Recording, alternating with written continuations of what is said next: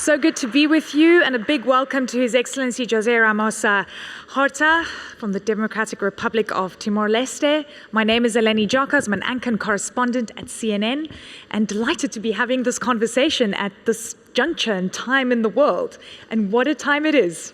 Thank you. And I also have to say, the President speaks very freely, so we have a lot to get through. Timor-Leste's independence came at a very big cost, not only for the people within the country, but also for you personally. When I look at what's happening globally, and we're seeing this power struggle that has emerged between powerful nations, where we're seeing, international law being loosely applied, sometimes not applied at all. My question to you is, are we abandoning the very principles that assisted your country in gaining freedom? And are you worried about the states of the world right now? Well, yeah, absolutely. When we disassemble international mechanisms by action or by omission, such as WTO, in a world where you don't have rules, international law, what would happen to international trade if you have members of the Security Council, permanent members, who engage in acts that are prohibited in the Charter? Well, you discredit the most important organ of the world that's supposed to prevent conflicts or resolve conflicts. So it is extraordinarily dangerous. I haven't seen in my lifetime a situation where we can see regularly, daily, the dismantling of an architecture of international law, mechanisms that help preserving peace in the world. When the Charter was drafted and it was stated clearly, prohibition of threat or use of force in international relations, prohibition of acquisition of territory by force. Well, there's some reason for that, and that the Charter that. But then when you ignore all of that, well, we go back to what? So the law of the jungle. The law of the jungle. Yeah. That's, and just to say, Timor-Leste, you received independence in 2002 after brutal occupation by Indonesia. Oil was part of that story in 1975, a powerful nation that supported Indonesia in occupying Timor-Leste. You've been through so much, and when you see what's going on, it's as if history is repeating itself.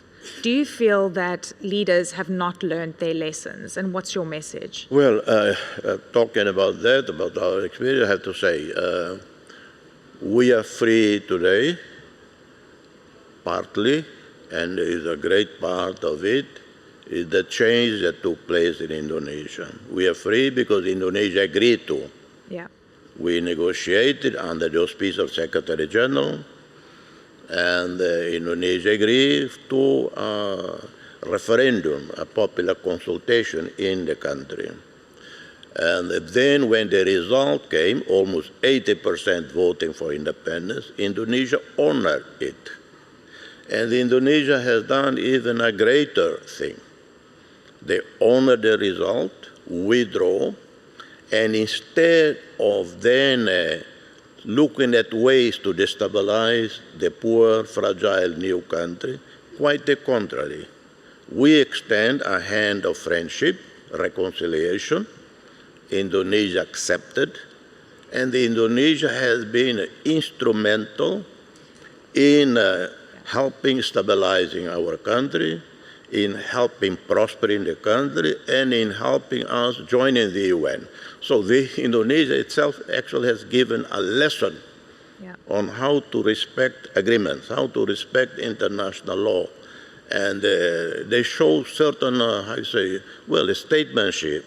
They are higher than pettiness of retaliation. Yeah. So, beginning of the year, we started the year off by seeing, major changes, geotectonic shifts in Latin America with Venezuela and Maduro being taken into the United States. President Trump has been very clear about wanting to see Maduro out, and then started to shift the conversation very much focused on oil. He's also focusing on Cuba right now, where we're seeing, that country being squeezed in terms of oil supply. When you see headlines like that, given your experience, what are your thoughts? Because you've actually worked with Cuba before, specifically in the healthcare sector, close to Hugo Chavez at the time. We must resist the temptation of use force in any circumstances. Of course, in international law, and as recent as in the 90s, there was tremendous debate in the UN on the so-called R2P, right to protect.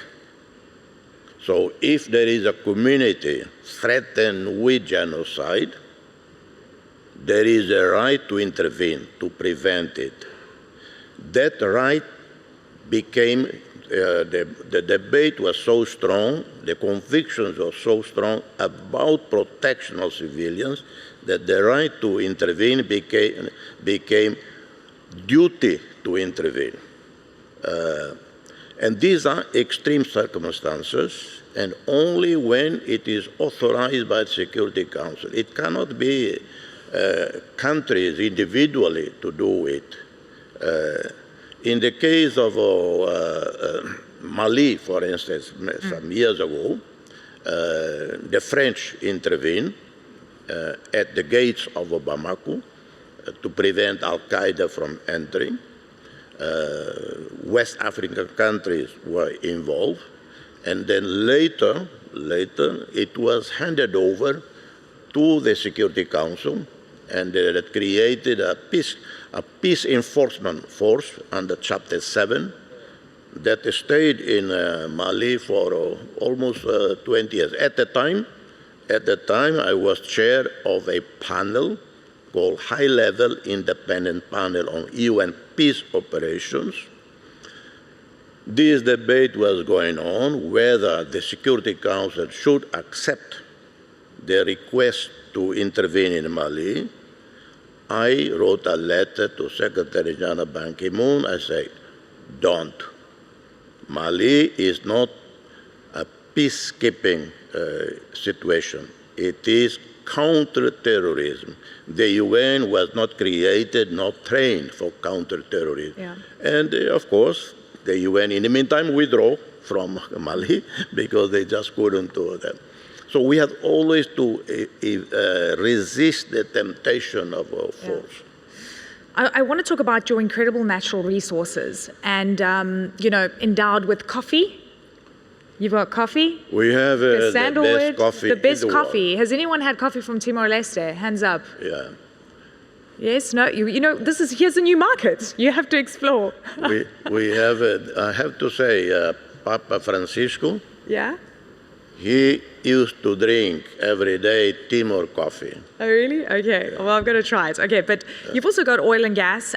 There's actually, it's called the Greater Sunrise Project. And for many years, you've been trying to ensure that you get onshore benefits, so through a refinery and so forth. The Australian company that was involved wanted to push that gas through to Darwin, and finally it seems there's a resolution. I want you to talk to me about, firstly, what it took to push back so strongly, and secondly, to ensure that the deals that you sign when it comes to your natural resources benefit the people of your country. The reason we advocated, push for a pipeline to go from Timor Sea to Timor-Leste is, A, it is cheaper. 100 miles to Timor-Leste and 500 miles to Australia. But the Australians were always saying that it was actually not economically viable. Why do you think that is? Now they agree, economically agree. viable, commercially viable, technically viable. So consensus is, yes, the pipeline come to Timor-Leste. So no more the difficulty, no more the objection to bring the pipeline to Timor-Leste, because we don't want the pipeline for the sake of a pipeline. Pipeline is not a monument. It is technical, it is commercial, it is better for us, for Timor-Leste, and hopefully we will sign the agreement in the next few weeks. So let's talk about, in a world where you see massive powers confronting each other, and I'm talking about the US and China, do you feel the need to align yourself at this point in time? I know that China has been assisting with some projects, but you, of course, you've said you're friends with anyone that wants to come in and do investments. Do you feel the pressure?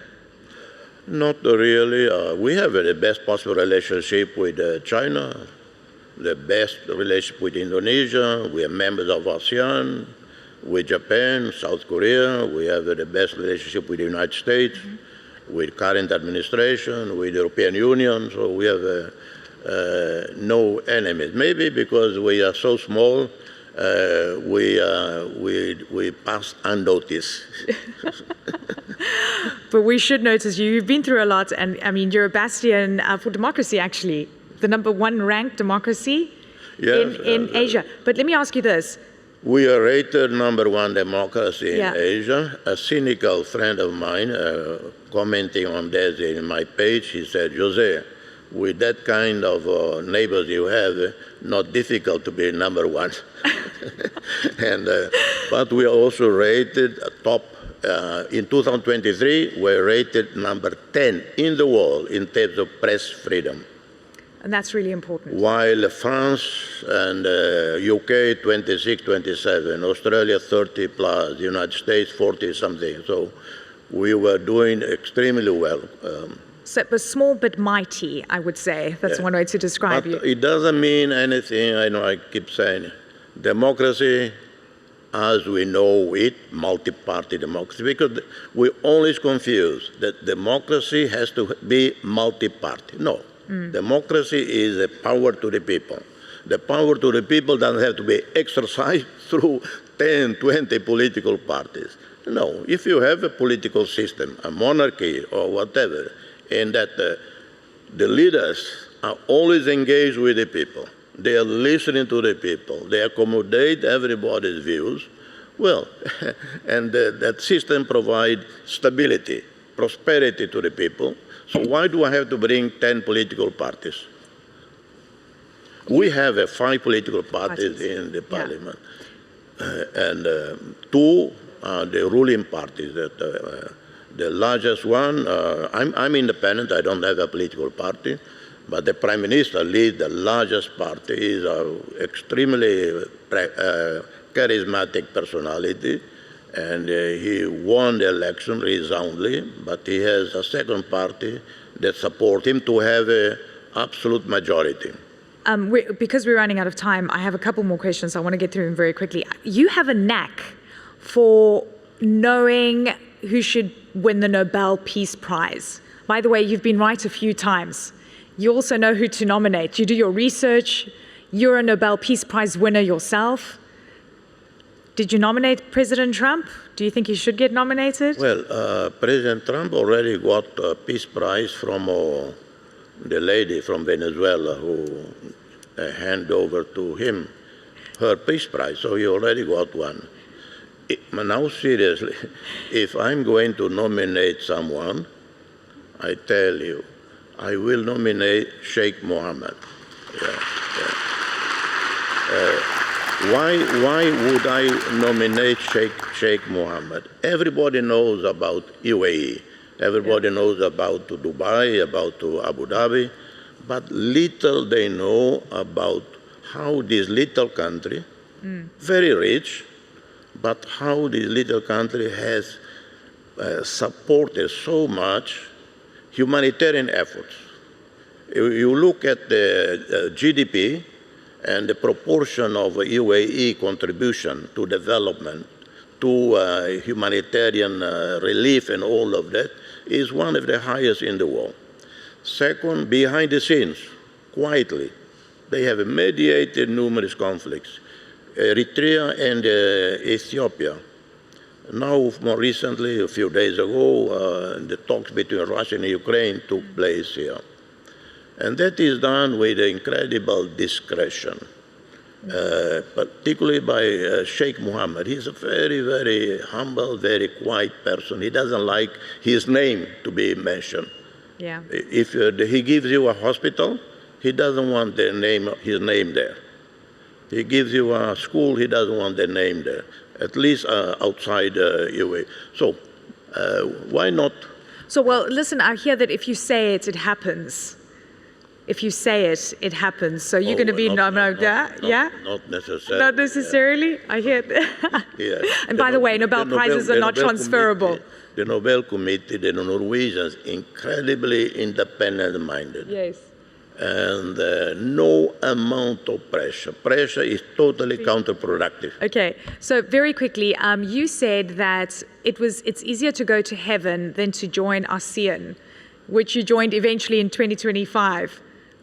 Yeah. But you joined now, you're in. Yeah. But did that statement, by the way, it went viral, did that help you actually secure your spot? Yeah, I made this comment, I think, in Jakarta during, and that easier to get to heaven than to ASEAN because, anyway, the pressure of joining ASEAN was very good because we, as islanders, we are normally very slow people. Yes. And the ASEAN agenda is very, very heavy. We need sometimes some deadlines. If no one gives us a deadline, we relax. Well, it sounds like I need to come visit very soon to relax. So when I said easier to get to heaven, because I'm a Catholic. Yes. And the Catholics, we know how to get to heaven. And the priest, the bishop tell you, pray a lot, confess your sins, you die that evening, you go straight to heaven. And for ASEAN, it is much more difficult. Ladies and gentlemen, a round of applause for His Excellency, the President of Timor-Leste. Thank you, sir. What a pleasure.